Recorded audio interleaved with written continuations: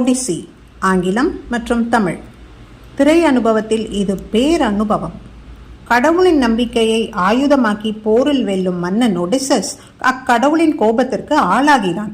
இதனால் சொந்த நாடு திரும்ப முடியாமல் 10 ஆண்டுகள் தவிக்கிறான்.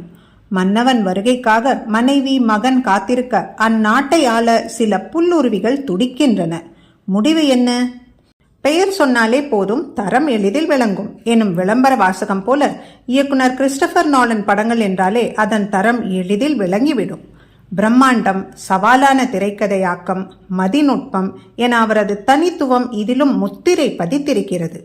மொத்தம் 24 புத்தகங்களாக தொகுக்கப்பட்ட கிரேக்க புராணம் ஒடிசியை 172 நிமிட காட்சிகளின் தொகுப்பாக வடிவமைத்திருக்கிறார் நோலன்.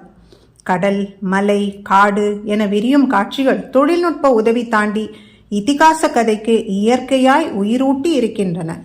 கடவுளின் சாபம், நரமாமிசம் சாப்பிடும் பூதம், மனிதர்களை விலங்குகளாக மாற்றும் சூன்யக்காரி, வினோத தீவு உள்ளிட்ட மாயாஜாலங்கள், நம்பிக்கை, குற்றுணர்வு, போர்வெறி, துரோகம், பேராசை உள்ளிட்ட உளவியல் உணர்வுகள், கடல் பயணம், போர்க்களம் உள்ளடங்கிய பரபரப்பு என திருவேணி சங்கமமாய் சிலிர்க்க வைக்கிறது திரைக்கதை. ஒடிசலாக மேட் டேமனும் அவரது மனைவியாக ஆனி ஹாத்வேவும் அழுத்தமான நடிப்பை வழங்கி இருக்கின்றனர். போருக்கு பின் தன் அனுபவங்களை மனைவியிடம் ஒடிசஸ் பகிரும் காட்சி இப்படைப்பை காவியமாக்கி இருக்கிறது. ஐமேக்ஸ் கேமராக்களில் படமாக்கப்பட்ட காட்சிகள் உணர்வுகளை கடத்தும் மெல்லிசையோடு கல்வெட்டாய் மனதில் பதிகின்றன. ஒடிசி புராணம் குறித்து ஓரளவு தெரிந்திருக்க வேண்டும். சம்பவங்களை கலைத்து போட்டு கதை சொல்லும் பாணியை ரசிக்க பொறுமை வேண்டும். தத்துவ விசாரணைகள் மீது பேரார்வம் வேண்டும்.